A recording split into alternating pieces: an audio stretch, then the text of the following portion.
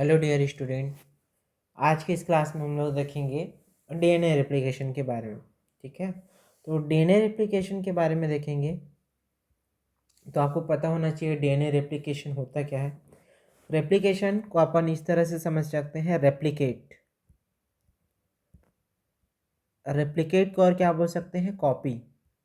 ठीक है, जब एक कोई जो डीएनए होता है वो अपने ही जैसे और डीएनए का क्या करता है, फॉर्मेशन करता है, या बोल सकते हैं अपना ही जैसा क्या बनाता है, कॉपी बनाता है। तो उसी को हम क्या बोलते हैं, डीएनए रेप्लिकेशन। मतलब एक जो डीएनए होगा वो अपने ही जैसे और जो नए डीएनए का क्या करेगा, फॉर्मेशन करेगा, उसी को हम क्या बोलेंगे, डीएनए रेप्लिकेशन कहेंगे।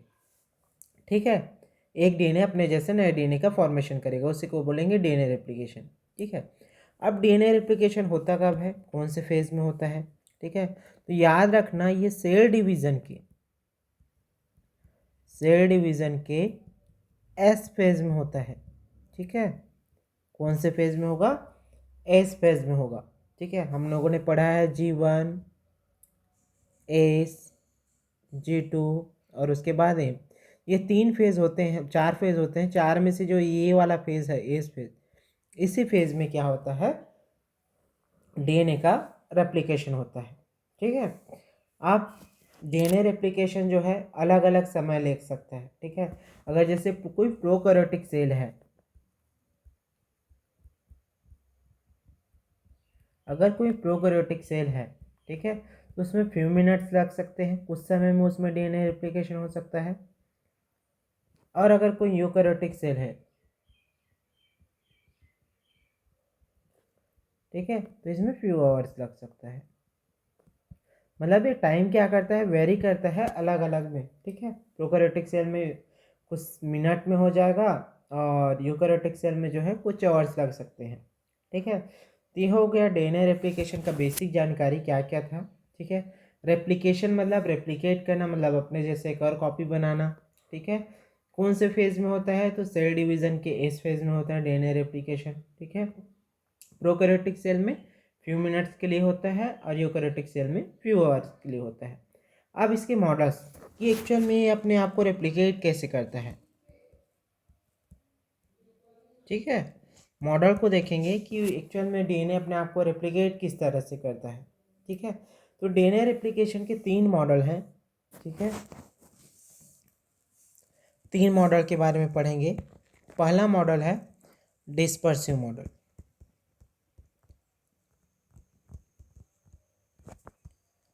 डिस्पर्सिव मॉडल, ठीक है, वैज्ञानिकों ने सोचा कि एक्चुअल में रेप्लिकेट कैसे करता होगा करके, तो उन्होंने सजेस्ट किए थे 3 तरह के मॉडल उन्होंने सजेस्ट किए थे, जिसमें से पहला मॉडल था डिस्पर्सिव मॉडल। अब डिस्पर्सिव मॉडल क्या बोलता है कि ये समझो कोई डीएनए है। ठीक है, ये क्या है, डीएनए है। अब डीएनए क्या करेगा, ये हाइड्रोजन बॉन्ड से जुड़ा हुआ है। ठीक है, डीएनए क्या करेगा, कोई रिस्ट्रिक्शन एंजाइम आएगा, इस डीएनए की स्ट्रैंड को क्या करेगा, छोटे छोटे फ्रेगमेंट्स में तोड़ देगा। ठीक, छोटे छोटे फ्रेगमेंट्स में क्या कर दिया, तोड़ दिया। अब इन्हीं के बीच में क्या होगा, नए डीएनए का संश्लेषण होगा और उसके बाद ये क्या करेंगे, हाइड्रोजन बॉन्ड से आपस में जुड़ जाएंगे। तो इस मॉडल में क्या बोल रहा है कि जो नया स्ट्रैंड जो बन रहा है उसके बीच बीच में क्या है, नए डीएनए एक के स्ट्रैंड जो है प्रेजेंट है। इसी को उन्होंने कौन सा मॉडल बोला, डिस्पर्सिव मॉडल। ठीक है, दूसरा मॉडल देख लेते हैं। ठीक है, ये इसको प्रूव नहीं कर पाए थे कि एक्चुअल में ऐसा होता है करके, तो ये रिजेक्ट हो गया था। ठीक है, नेक्स्ट मॉडल है कंजर्वेटिव मॉडल।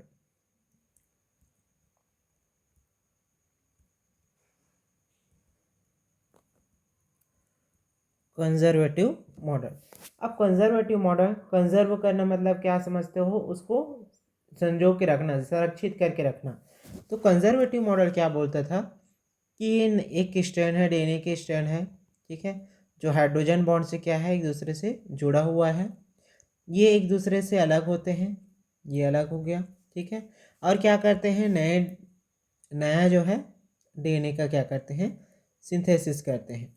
उसके बाद जो नए जो डीएनए की स्ट्रैंड बने हैं वो एक दूसरे से आपस में क्या हो जाते हैं, मिल जाते हैं, और जो पुराने स्ट्रैंड हैं वो भी एक दूसरे से आपस में क्या करेंगे, मिल जाएंगे। ये दोनों पुराने वाले,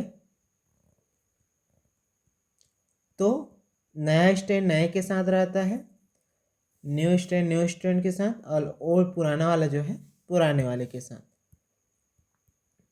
ठीक है, ये कौन सा मॉडल है, कंजर्वेटिव मॉडल, जिसमें बताया गया कि जो नए डीएनए के स्ट्रैंड है वो आपस में मिलेंगे और नए नए जो स्ट्रैंड है वो एक नया डीएनए का मॉलिक्यूल बनाएगा, और पुराना पुराना जो स्ट्रैंड है वो एक नया डीएनए का मॉलिक्यूल बनाएगा। ठीक है, इसमें कंजर्व हो रहा है। ठीक है, तो ये क्या हो गया, कंजर्वेटिव मॉडल। तीसरा, सेमी कंजर्वेटिव।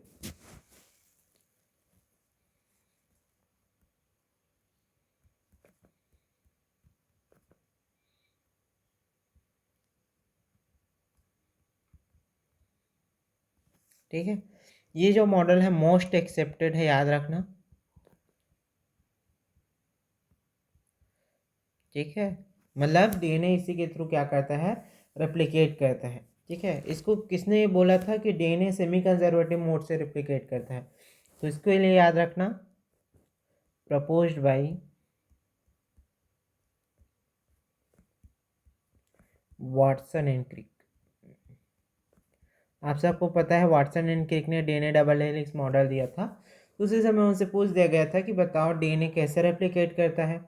तो उन्होंने बोला था कि जहाँ तक मुझे लगता है, ठीक है, इन्होंने बस बताया था, ऐसा बोला, कंफर्म जो है करके नहीं बोला था। उन्होंने बोला मुझे ऐसा लगता है कि जो डीएनए होता है वो सेमी कंजर्वेटिव मोड से रेप्लिकेट होता है, ऐसा करके वाटसन एंड क्रिक ने उसको बोल दिया था। ठीक है, अब semi conservative mode of DNA replication में होता क्या है, ये हमारा समझो डीएनए का स्ट्रैंड है,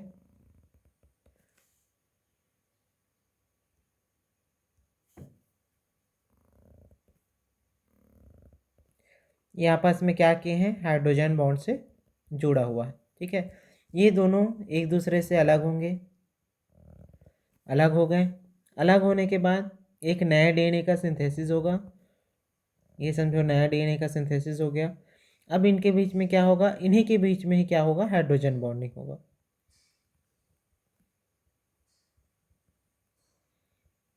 ठीक है, तो ये वाला क्या है, ओल्ड स्ट्रैंड है, जिसको हम लोग और क्या बोल सकते हैं, पेरेंटल स्ट्रैंड बोल सकते हैं।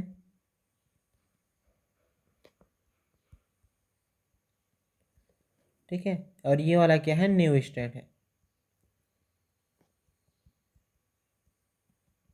ठीक है, तो जो semi conservative mode of DNA replication है वो बोलता है कि जो नया डीएनए का फॉर्मेशन होता है उसमें एक स्ट्रैंड क्या होता है, नया होता है, और एक स्ट्रैंड क्या होता है, पुराना होता है, और डीएनए इसी मोड से क्या करता है, अपने आप को रेप्लिकेट करता है। ठीक है, इसको बहुत सारे वैज्ञानिक ने बाद में आगे चल के क्या किया था, इसको कंफर्म प्रूफ दिया था कि इस तरह से वो अपने आप को रेप्लिकेट करता है करके। ठीक, तो ये हम लोगों का आज हमने डीएनए रेप्लिकेशन का बेसिक पढ़ा, क्या होता है, कौन कौन से मॉडल होते हैं, कौन से फेज़ में अपने आप को रेप्लिकेट करता है। ठीक है, और एक्चुअल में कौन से मोड से अपने आप को रेप्लिकेट करता है, ये सब हमने देखा। एक बार और रिवाइज कर लेते हैं।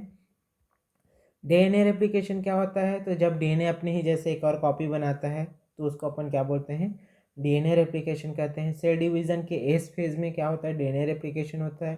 प्रोकैरियोटिक में फ्यू मिनट्स तक होता है, यूकैरियोटिक में फ्यू आवर्स तक होता है। ठीक है, तीन तरह के मॉडल हैं, डिस्पर्सिव मॉडल और कंजर्वेटिव मॉडल। डिस्पर्सिव मॉडल में क्या होगा, डीएनए के स्ट्रैंड एक दूसरे से अलग होंगे और उसको कोई रिस्ट्रिक्शन एंजाइम कट करेगा, और उन्हीं के बीच में डीएनए के न्यू जो फ्रेगमेंट्स है उसका सिंथेसिस होगा। कंजर्वेटिव मॉडल क्या बोलता है कि डीएनए के स्ट्रैंड एक दूसरे से अलग होते हैं और उसके बाद नए नए और पुराने पुराने क्या करते हैं, एक नए डीएनए का फॉर्मेशन करते हैं। Semi conservative mode most accepted model है। ठीक है, इसको वाटसन एंड क्रिक ने बताया था, ये वाला याद रखना। ठीक है, इन्होंने क्या बोला था कि जो नया जो डीएनए बनता है उसमें एक स्ट्रैंड पेरेंटल स्ट्रैंड होता है और एक नया स्ट्रैंड होता है। होप आप लोगों को ये समझ में आया होगा। Thank you.